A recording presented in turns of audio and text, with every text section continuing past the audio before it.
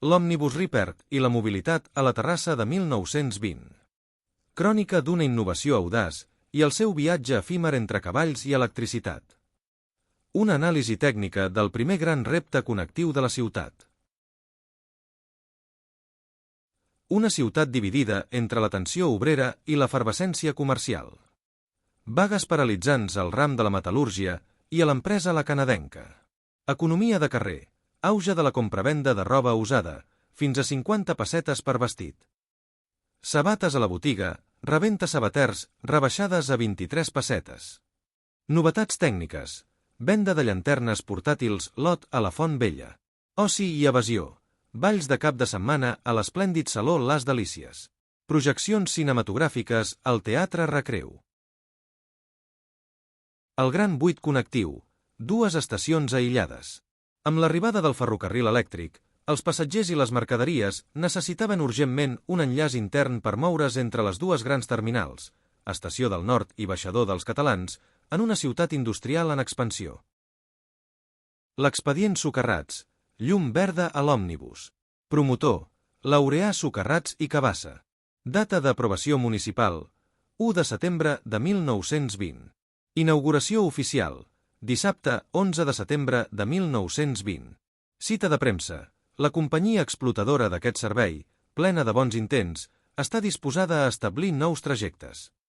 El dia, 9 de setembre. Anatomia tècnica del carruatge Ripert. Dimensions, 4,35 metres de llarg per 1,45 metres d'ample. Il·luminació, fanalets exteriors i interiors equipats amb bugies. Personal, conductor i cobrador. Tracció, 2 o 3 cavalls, depenent de la càrrega del viatge. Capacitat, 22 passatgers màxim, 14 a l'interior, 4 a cada plataforma. Precisió horària i tarifes per trams. Horaris, de 7 hores i 40 minuts a 11 hores i 40 minuts, sortides cada hora, i de 13 hores i 40 minuts a 21 hores i 40 minuts, servei de tarda, amb una pausa per dinar i descans de les cavalleries entremig. Base d'operacions. Cotxeres a la plaça amb mossèn Cinto Verdaguer. Preu, 10 cèntims per tram, 30 cèntims al trajecte complet. Condició especial. Servei extraordinari nocturn disponible sota petició si els trens patien retards. 2 eixos per cosir la ciutat. Recorregut 1. L'eix ràpid nord-sud. Connectava l'estació del nord amb el baixador dels Catalans en línia recta per l'eix oest. Trams. Primer estació del nord, plaça Zamenhof.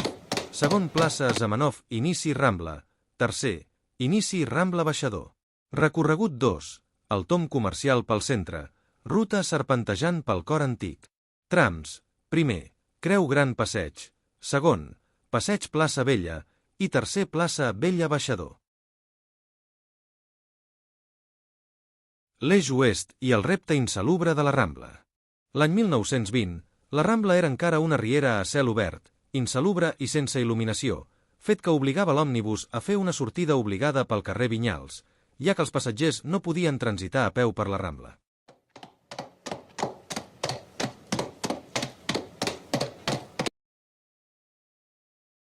L'eix est i la força de la gravetat.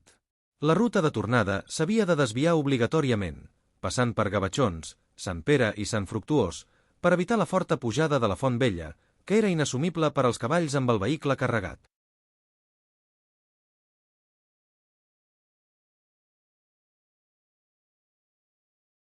Urbanisme antic contra transport col·lectiu. El Coll d'Ampolla, carrer Major, descartat per la seva estretor i la perillosa pendent de la baixada dels Vinyals. El risc de col·lisió, els girs tancats en carrers de 3 a 4 metres d'amplada, feien gairebé impossible maniobrar sense envair les voreres. Advertència tècnica de Melcior Vinyals. El gir a la cantonada de Sant Pere amb Sant Fructuós és susceptible que xoquin amb alguna de les botigues veïnes. L'Ajuntament no pot ser responsable. Normes oficials. Equipatge restringit a paquets de mà que no molestin. Es qüestionava si es permetia fumar, si les dames tenien preferència o si els vehicles eren realment nets i puntuals. Del triomf mediàtic a la indiferència del públic. Tot i que la premsa, El Dia, La Comarca, Va rebre el servei amb entusiasme al setembre de 1920. Pocs mesos després el públic va deixar de respondre i el servei va desaparèixer de forma silenciosa. L'Omnibus Ripert va ser una solució analògica que va arribar tard, marcant el final de la tracció animal en favor del motor d'explosió. El bus Ripert va representar l'últim intent de l'era dels cavalls abans del retorn definitiu dels autobusos de combustió cap al 1927. El servei va ser un èxit immediat, amb vehicles sempre abarrotats, segons la premsa de l'època, Diari El Dia, La Comarca. El públic demanava rutes de circunvalació per tota la ciutat. Malgrat l'èxit, el bus Ripert va desaparèixer en pocs mesos. Va ser una solució del segle XIX, tracció animal, aplicada a un repte del segle XX. El 1927 van arribar els primers autobusos de motor, tancant aquesta era fascinant.